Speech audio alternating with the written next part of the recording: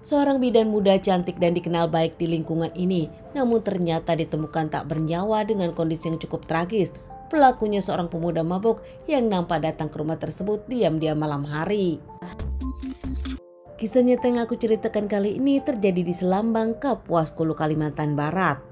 Seorang wanita bernama Hetty Carlina berusia 25 tahun berasal dari Kapuas. Saat itu dirinya lulus di tahun 2019 mengambil jurus kebidanan dari Stikes.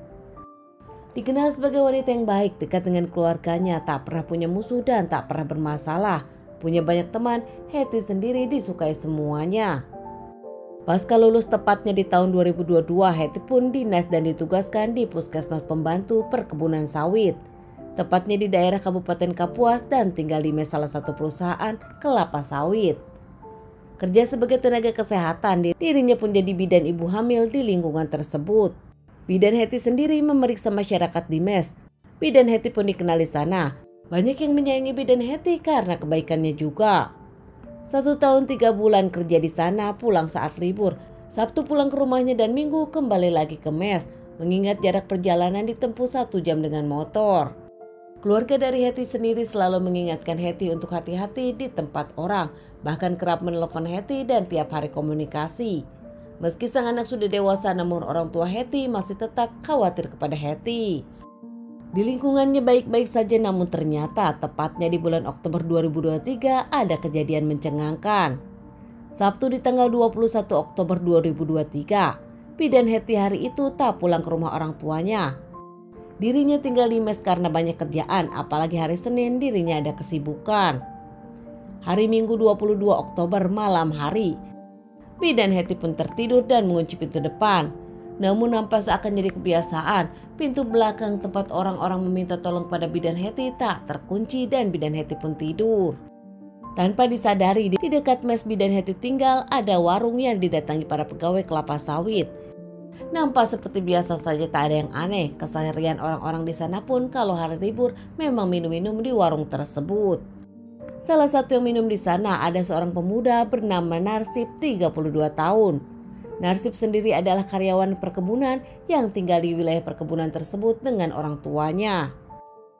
Usai minum-minum bersama teman-temannya, Narsip dan teman-temannya pun memutuskan untuk pulang ke rumah masing-masing. Namun nampak di perjalanan, Narsip sendiri berpikir kalau dirinya memang ingin menyalurkan hasrat. Melewati mes bidan Hetty, karena dirinya tahu bidan Hetty tinggal sendiri, Narsip pun mencoba masuk. Saat dirinya mencoba masuk lewat pintu belakang, dirinya pun kaget, pintu tak terkunci dan langsung masuk saja. Saat masuk langsung ke kamar bidan Hetty, menemukan bidan Hetty sedang tertidur, langsung saja Narsip pun mencoba memperkosa bidan Hetty.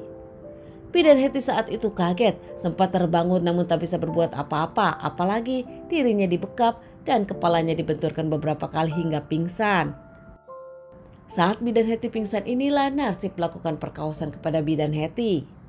Usai melakukan aksinya, karena dirinya takut ketahuan, Narsip lebih memilih menghabisi bidan Hetty. Membekap bahkan mencekik bidan Hetty hingga akhirnya bidan Hetty tak bernapas dan tak bernyawa. Usai melakukan aksinya, Narsip meninggalkan bidan Hetty begitu saja, pergi lewat pintu belakang dan dirinya pun pulang ke rumah seperti tak terjadi apa-apa. Hingga keesokan harinya di Senin hari, sudah agak siang namun ternyata pintu kamar mes pun tak terbuka, bidan Hetty tak terlihat. Ada sepasang suami istri yang ingin memeriksa dan sudah janjian dengan bidan Hetty. Penasaran memanggil-manggil nama bidan Hetty namun tak ada jawaban. Pasangan suami istri ini pun masuk lewat pintu belakang, berharap bidan Hetty ada di dalam namun tak mendengar. Namun saat masuk ke dalam mes, nampak pasangan suami istri ini pun kaget. Menemukan bidan Hetty sudah tak berbusana, langsung melaporkan kejadian ini kepada warga terdekat dan kepada pihak kepolisian. Tak lama pihak kepolisian pun datang menyelidiki kasus ini dan membawa jasad bidan Hetty ke rumah sakit untuk dilakukan otopsi. Keluarga bidan Hetty sendiri pun langsung dikabari pihak kepolisian dan tak lama datang ke rumah sakit menemani bidan Hetty. Usai dilakukan otopsi, jasad bidan Hetty pun dikembalikan ke keluarga untuk dimakamkan. Sementara para pihak kepolisian menyelidiki kasus ini, menginterogasi keluarga, sahabat-sahabat bidan Hetty, dan tak lupa menginterogasi semua yang ada di lingkungan tersebut. Hingga akhirnya pihak kepolisian menemukan titik temu, menemukan sebuah kalung laki-laki yang diduga kalung itu milik pelaku. Setelah pihak kepolisian mencari-cari hingga akhirnya ada yang mengenali kalung tersebut. Kalung itu adalah milik Narsip. Bahkan menurut para pegawai di sana, Narsip sendiri tak kelihatan pasca jasad bidan Hetty ditemukan. Pihak kepolisian melakukan pencarian kepada Narsip, namun Narsip sudah kabur. Tak mau menyerah, pihak kepolisian terus melakukan pencarian bahkan pengejaran kepada Narsip.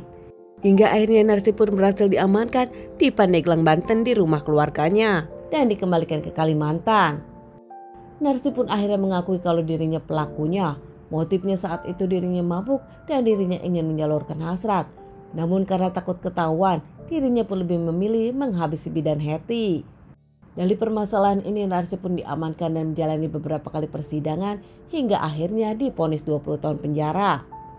Mengaku dirinya menyesal dan tak menyangka berujung seperti ini, namun Narsip harus mempertanggungjawabkan perbuatannya.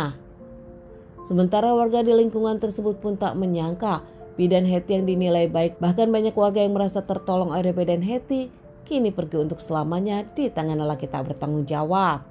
Teman-teman, sekian dulu bahasan kasus yang aku bawakan kali ini. Semoga ini bisa dijadikan pelajaran untuk kita dan ditunggu bahasan kasus-kasus selanjutnya.